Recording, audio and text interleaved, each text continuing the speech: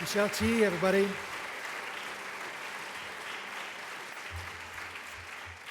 I'd known about David Schmader from his great funny column Last Days in the local paper The Stranger, where he is associate editor.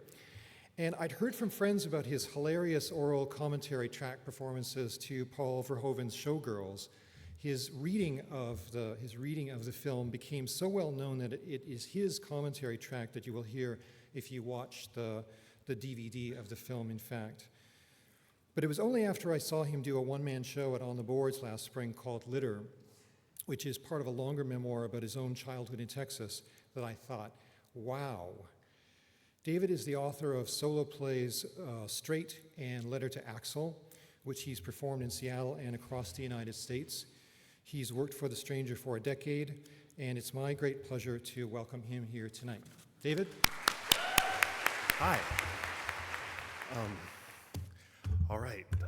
Thanks so much for coming out tonight. This is imaginatively titled Answered Prayers and Other Tragedies. In my family, we didn't have prayers. My parents were both raised Catholic and emerged from the experience with near opposite responses.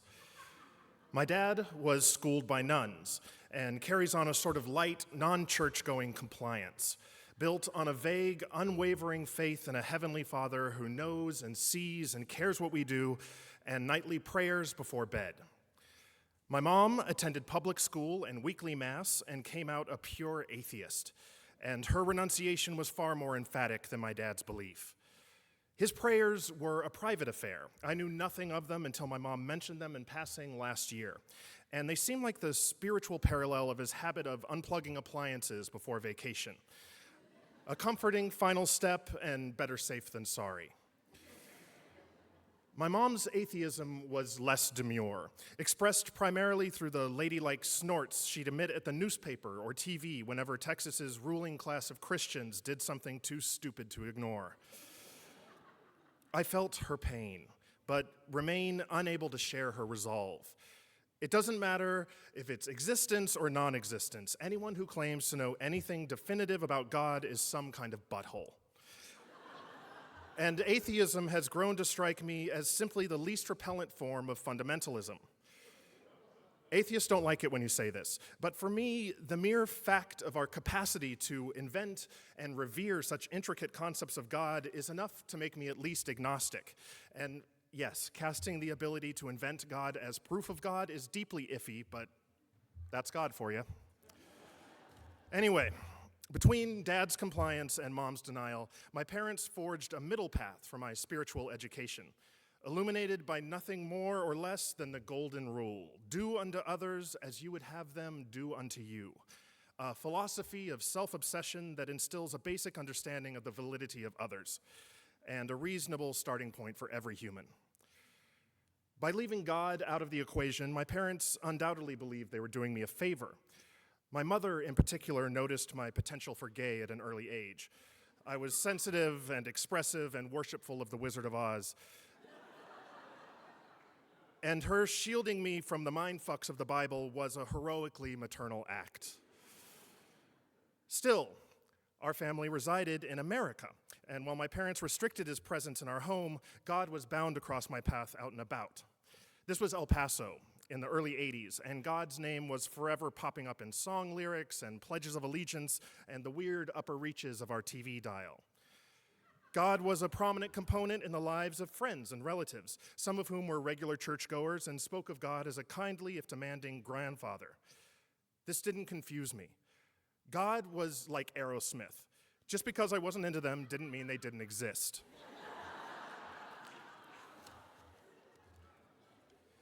But over time, the idea that God was for other people coalesced into something more sinister. A worldview placing God on one side and me on the other, our only connection a mutual antagonism. This mythic bit of drama queenery was characteristic of my station in life, which hinged on the elemental agony of consciousness. Not only was I a gay kid in Texas, I knew I was a gay kid in Texas. With the realization of the fact quickly followed by the grim understanding of what the fact meant, saddling me with some heavy existential issues before middle school. The facts as I understood them. 1, my natural, some would say God-given feelings made me what was called a homosexual. 2, being a homosexual, as I'd glommed from the world around me, was reprehensible, worthy of at least pity and at most violent disdain. So 3, my best bet was to be the least reprehensible homosexual I could be. The key to my success was to avoid detection. If no one knew, no one could act upon the knowledge. And I devoted myself to constructing an elaborate internal filtration system designed to snuff out incriminating behavior en route from urge to expression. If this sounds like a one-way ticket to a completely artificial personality, eureka. Mine was a self-correcting system that advanced in intricacy daily. New rules took root as soon as they were conceived. When speaking, keep the voice low in pitch and volume. When gesturing, keep hands beneath the collarbone. Enthusiasm for anything was a girlish red flag, better replaced with a masculine reserve that brought with it a necessary dumbification, which sucked, but using multisyllabic words seemed like wearing a Carmen Miranda fruit hat. And for the protections of homogeneity, I downgraded my report card from flaming A's to butcher B's. No one escapes the challenges of childhood, and overcoming our formative horrors is a key step on the road to becoming responsible, sane, attractive adults. What distinguishes the gay childhood mindfuck is its depth of origin. These are deep elemental urges, gut feelings, which make themselves known as all gut feelings do, through slow explosions of absolute fact. I love my grandma. Pizza is delicious. I would like to kiss Darren from Bewitched on the lips. There's little choice involved in such gut feelings and no arguing. These are the facts of your life. And piecing such facts into a harmonious whole is the great work of childhood and maybe every stage of life. Still, harmony's hard to come by when one of your deepest natural urges is branded an aberration. That one of my gut feelings was corrupt made all my gut feelings suspect, a crude bit of math that left me fundamentally rudderless. Lacking a trustworthy internal barometer, I gauged my behavior by the responses of others, making the creepy transformation made by so many kids for so many reasons, from a normal, natural kid to a little politician, whose behavior is determined not by honest expression, but by the pursuit of a desired effect. The result was an amalgamation of pre-approved gestures that represented my personality. And the desired effect was an ineffable feeling of safety, of doing things right, that arose whenever I struck the perfect balance of self-expression and self-critique, showing as much of myself as possible without revealing anything to make someone drag me to death behind a truck. This feeling of safety was sporadic throughout my preteen years, but soon after adolescence, I stumbled upon a veritable safe haven, where I found an acceptance and camaraderie I'd given up on, a hiding place where so many queers had hidden before me. High school drama club.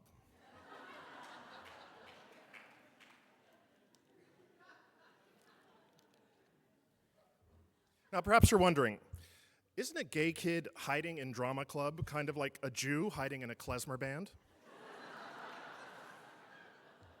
Yes. But hiding isn't the right word. What drama club provided was context, a social setting where those of us required by circumstance to develop plastic personalities could exist without shame. In a world where the ability to replicate and modulate behavior wasn't evidence of incriminating emotional damage, but a talent to be developed, shared, applauded, and rewarded. At my school, there were 3 levels of drama club, demanding varying degrees of commitment. First, there was the all-school production, an annual event designed to parade as many kids as possible across the stage, typically through a classic 3 girls to every boy musical like Bye Bye Birdie. Then there was the official drama club, built for kids with a special interest in dramatics, who auditioned, were cast in, and performed 2 or 3 full-length plays a year, typically 4 girls to every boy dramedies like Steel Magnolias. Finally, there was speech and drama, a full immersion, highly competitive lifestyle choice involving daily training, weekend tournaments, and summer camp. And it was here that I pitched my figurative tent in high school. My particular strain of speech and drama fell under the banner of interp, short for interpretation. There was dramatic interpretation and humorous interpretation, both of which involved 10-minute cuttings from theatrical texts. In dramatic, popular favorites were Edward Albee and Marcia Norman. In humorous, Neil Simon and Christopher Durang. This 10-minute cutting would then be performed by a high school student, alone, with his or her feet planted to the floor, no movement allowed below the waist. Different characters were delineated through vocal inflections, facial expressions, and waist-up hand gestures, and dialogue was achieved through dueling focal points. For example, "You don't understand." "No, you don't understand."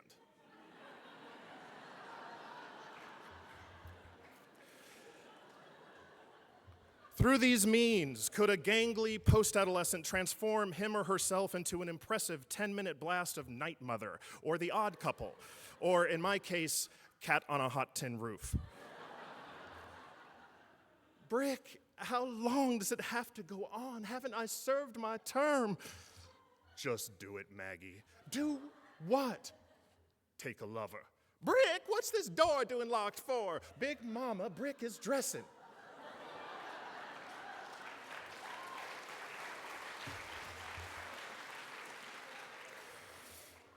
Subtlety was in short supply in the world of interp. "Old people talked like this. Ladies talked like this." And accents were delivered via sledgehammer. On weekends, those of us enthralled by interp gathered from near and far for official tournaments, where we'd compete to see whose one-person rendition of a 10-minute cutting of a great American play was the best. Top placers qualified for state, then national competition, with the whole cycle, including interp-intensive summer camps, filling the majority of the year. This was my life throughout high school, and looking back fills me with a feeling that wavers between paralyzing embarrassment and pity. The very pursuit of excellence in interp was a double-edged sword. Like yodeling or speaking Klingon, the better you were at it, the stupider you looked.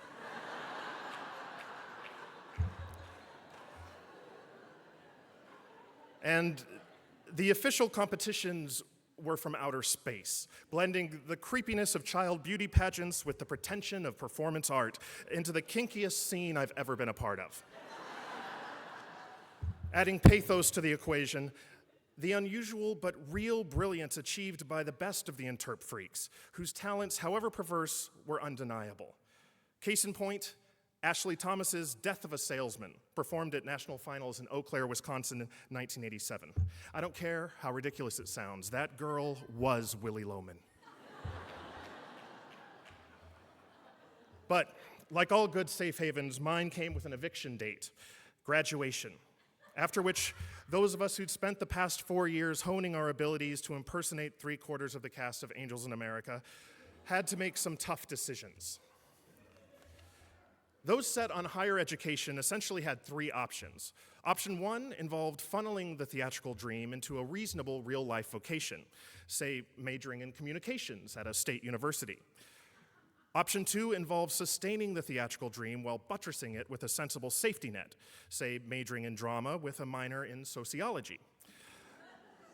The ultimate option, effing go for it. Insist at the age of 18 that your value as an artist cannot be denied and must be nurtured in an elite conservatory setting.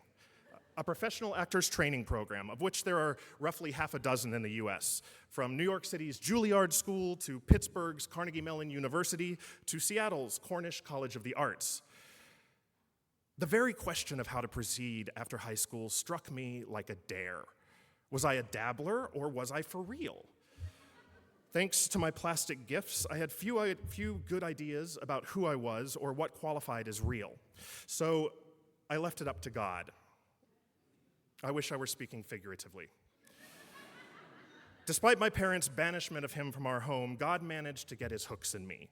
Some might suggest I invented a God who created my suffering just so I wouldn't have to go through it alone. Others might point to my aforementioned mistrust of gut feelings, which even secular humanists might consider internal signposts of God. And if gut feelings were the enemy, then God was the enemy. All of which made the issue of praying, of wanting something so badly you felt compelled to register your desire with the universe, deeply iffy. What I wanted was to continue with the life I've been living for the past 4 years, the dream life fostered by Interp, where the ability to replicate behavior was an art and a calling, not a phase to outgrow. I wanted to continue believing the story that said all this intricate fakery was adding up to something real. I wanted to gain entry to the professional actor training program at the North Carolina School of the Arts, one of Juilliard's country cousins.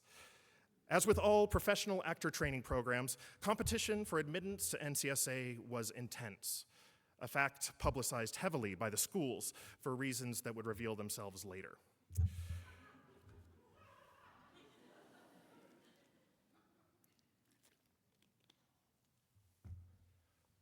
For now, all I knew is that I would be one of 1,200 auditioners competing for 34 slots in NCSA's freshman class of 1987. And if I were a praying man, I would have begged God for help. But how do you pray to your enemy? Reverse psychology, asking for the opposite to foil his foiling of me? Dear God, please just don't let me get into North Carolina School of the Arts. A more reality-based applicant might have wrestled the situation down from the cosmos, prepped a plan B, or applied to more than one school. Not me. The response to my one and only drama school audition was a referendum on my existence, with the universe deciding how or even if I'd be allowed to proceed. This was another product of the voodoo thinking of my youth, an inability to plan for or even really conceive of a future. According to my calculations, planning for the future was a one-way ticket to misery. Planning for the future was not just counting your chickens before they hatched. It was selling tickets to a ticker tape parade celebrating the hatching of your forthcoming chickens. And I foiled the insta-jinx of optimism by never expecting anything. Still, to get into drama school, I had to do more than expect or even hope. I had to want it and make the depth of my desire clear at my audition, which consisted of contrasting monologues and a song performed for a panel of North Carolina School of the Arts representatives. My drama school prayers were answered in the affirmative, via an acceptance letter that literally made me jump up and down in the street. And while what resulted from my answered prayers wasn't officially a tragedy, I imagine answered prayers and other eternal mindfucks wouldn't look as good on the press materials. Anyway, the universe had spoken, and I was to spend the next 4 years steeping myself in the ancient art of the theater. 8 hours a day, 5 days a week, for 4 years if I was lucky. Along with competitive admission, the pro actor programs prided themselves on rigorous cuts. By junior year, our freshman class of 34 would be whittled down to 16, with those deemed too thick or slow in their apprehension of the ancient arts banished. The effect was jarring. As one hand stroked us for our extraordinary gifts, the other hovered above with the threat of the cut, creating an environment filled with people with inflated egos who were insecure wrecks. And the closest thing to a cult I've ever been a part of. Freshman year was devoted in its entirety to the development of our theatrical instruments, and days were a tangle of movement classes, posture classes, dance classes, breathing classes, voice classes, and special workshops in Alexander technique. Our theatrical gifts were strictly to be developed, not deployed, and freshmen were forbidden from speaking a single line of written text. Text would be addressed to sophomores after a year of intense development had rendered our acting instruments as tender as veal. For now, we would deal only with theater's raw materials, breath and movement. I spent the majority of my freshman year in a leotard. Fresh out of high school with little real-life experience to calibrate my expectations, I might be excused for accepting a life devoted to diaphragm exercises and contact improv as a reasonable pursuit. But the majority of my classmates were in their 20s and early 30s and came to NCSA after attending other colleges and pursuing professional acting, and their tuition was not fronted by parents, and God knows how they squared themselves with our year spent stretching and grunting nonsense syllables. The whole world of the professional actor training program was shrouded in a mysticism that all but squelched rational thought.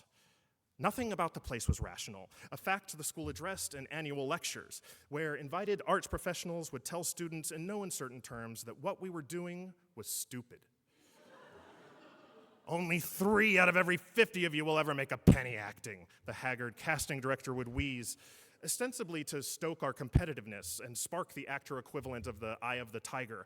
But Looking back, I wonder if these warnings weren't anti-litigation maneuvers designed to protect professional actor training programs from lawsuits when their trained actors found their alleged professions didn't necessarily exist. The ridiculous risk only added to the magic, and which was in the air we breathed. What we were learning was as old as time and as fresh as our next outbreath. We were channelers of ancient spirits and creators of new realities, and without a doubt, our work was sacred. Keeping this dream afloat required not just magic, but magic layered upon magic, with each of the competing magics boasting their proponents on faculty. On one side was Chidem, an impossibly glamorous Turkish woman whose intelligence, intensity, and ageless hotness suggested a brunette Helen Mirren. We'd all heard tales of Chidem's stature as the Meryl Streep of Turkey. This was before she came to Winston-Salem, a town named after 2 cigarettes, to teach acting for money. This was also before the internet, so we couldn't just Google her name and learn she'd actually been the voice of, say, Turkey's favorite cartoon, Burrow. So we took her reputation as fact, which was easy, as Chidem was one of the most charismatic people I've ever been exposed to. For Chidem, acting was a mystical privilege, drawing down the wisdom of history through a human vessel, and her classes involved moving through space, endless moving through space, feeling for the theatrical impulse, an invisible wire of transmission that would power us beyond mimicry into creation or something. At the other end of the spectrum was Marty, a walrus of a man from New York State and a veritable hippie Stanislavski. Marty indoctrinated us in a gritty method acting that rejected Chidem's imaginative empathy for a straight-up bait and switch. For example, let's say we have an actor aiming to replicate an emotional experience, say a parent responding to the loss of a child. In Chidem's world, this actor would seek to forge a mystical connection with the parent in all of us, drawing on the mythic experience of loss. While in Marty's camp, the actor would start by identifying his or her closest comparable real-life experience, the loss of a dog or a grandma, then recalling this memory on stage, presenting the emotions brought up by this real-life event as the emotions felt by the character. These were the dueling creation myths of the NCSA drama program. Confronted with conflicting theories, some students balked. They'd come here for answers, not riddles. But to me, the conflicting theories were the point. Learning to survey the available options and decide what's best for a given situation. Or maybe I was just whipped by the drama school mysticism, which answered questions with questions and presented oxymorons as the deepest truths.